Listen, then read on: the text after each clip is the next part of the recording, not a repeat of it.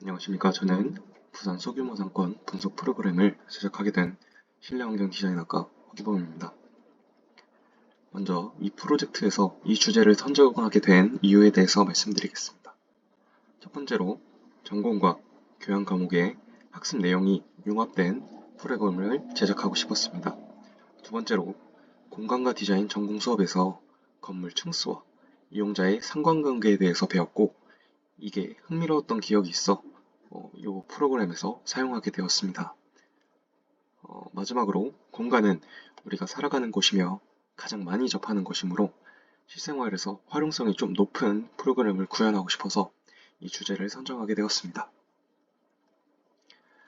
이 프로그램에서 제기된 문제는 상권의 크기에는 종류가 다양하지만 소규모 상권 이용자가 이제 창업하는 과정에서 중대규모 상권 이용자보다 경제적인 면을 고려하는 과정에서 어려움이 발생할 것을 예상했습니다.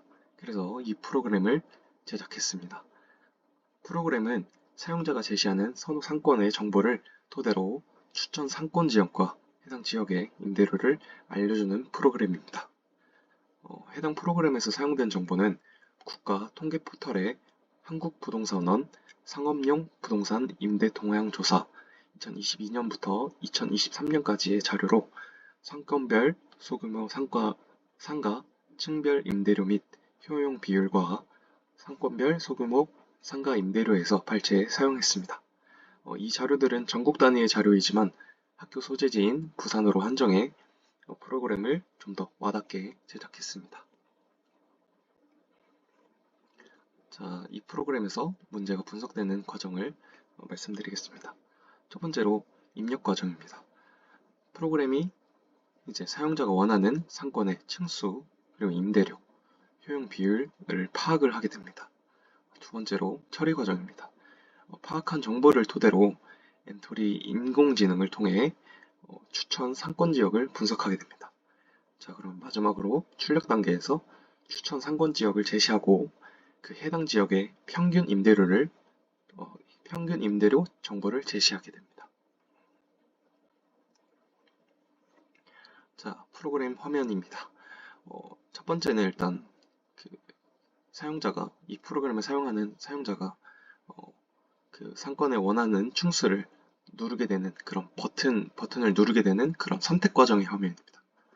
그리고 두 번째 사진은 이제 제가 이 프로그램에서 부산시 소통 캐릭터인 부기를 사용을 했는데 이 부기가 이 프로그램의 사용자의 정보를 바탕으로 선호하는 정보를 바탕으로 최종적으로 어떤 상권 지역을 추천하고 그리고 그 상권 지역의 평균 임대료는 어떻게 되는지 그걸 제시하는 그런 사진입니다.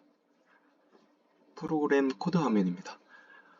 제가 일단 이 프로그램을 제작을 할 때 인공지능 그 블럭을 사용하기 위해서 인공지능 선형 그 숫자를 사용하기 위해서 인터넷 그 엔트리를 사용했습니다. 그래서 이제 파일을 열었을 때 엔트리 파일 확장자를 열었을 때 혹시라도 이 코드들이 안 보일까봐 이것들을 사진으로 다시 한번 첨부했습니다.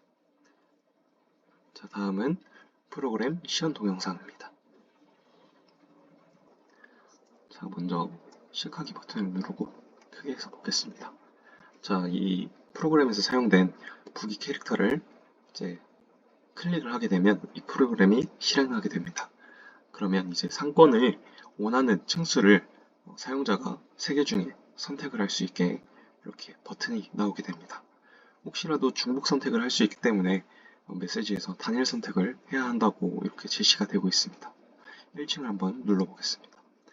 상권에 원하는 임대료를 숫자로 이 프로그램을 이용하는 이용자가 본인은 어떤 정도의 이제 임대료를 예측하고 있다. 이렇게 임대료를 숫자로 제시하게 됩니다.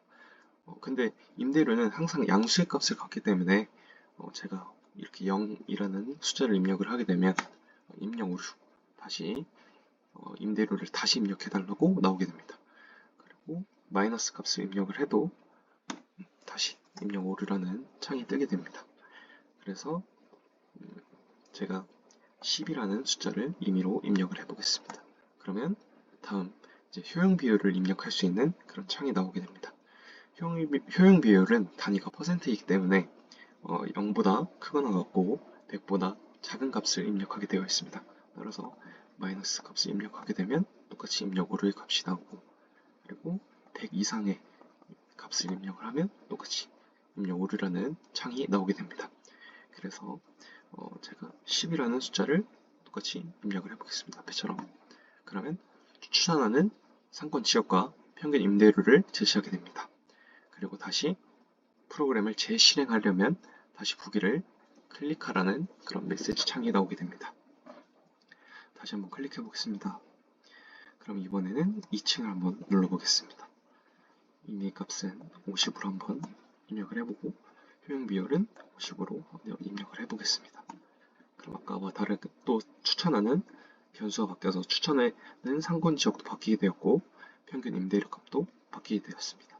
다시 클릭을 해서 이번엔 지하 1층을 한번 입력을 해보겠습니다. 지하 1층에 20으로 입력을 하고 효용 비율을 20으로 입력을 하면 똑같이 이렇게 상권 지역과 평균 임대료 값을 제시하게 됩니다. 저는 이 프로그램에서 사용된 자료를 사용을 할 때 이렇게 원 자료들은 이렇게 층 구분이 지하 1층, 1층, 2층으로 되어 있고 또 분기별로 임대료와 효용 비율이 다르게 나타나 있습니다. 그래서 이거를 이제 제가 엔트리에서 사용하기 위해서 층은 변수로 사용을 하고 또 임대료와 효용 비율은 변수들로 사용하기 위해서 이거를 엑셀로 집어넣어서 엑셀에서는 이렇게 상권 지역은 그대로 나와 있고 층 구분은 0은 지하 1층, 1은 1층, 2는 2층 이렇게 나타내고 또 엑셀에 함수를 이용해서 이렇게 임대료와 효용 비율의 평균 값을 나타냈습니다.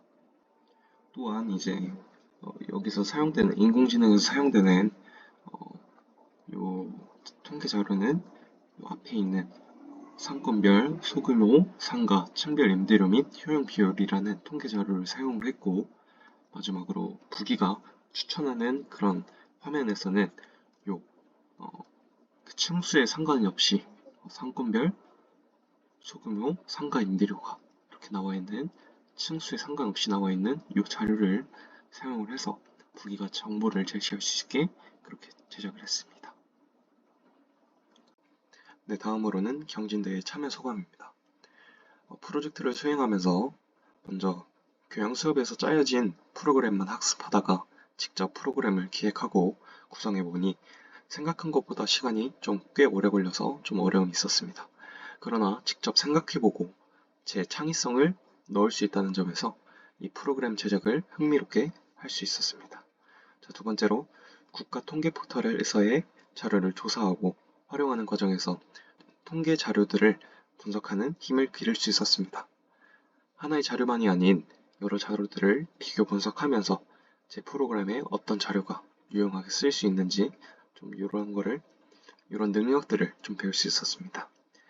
마지막으로 앞으로 다른 프로그래밍 수업도 수강하면서 제가 2학기 때 기초 컴퓨터 프로그래밍을 또 수강하게 되는데 이런 것들을 수강하면서 제 능력들을 펼칠 수 있는 이런 다양한 대회가 있었으면 좋겠습니다. 이상입니다.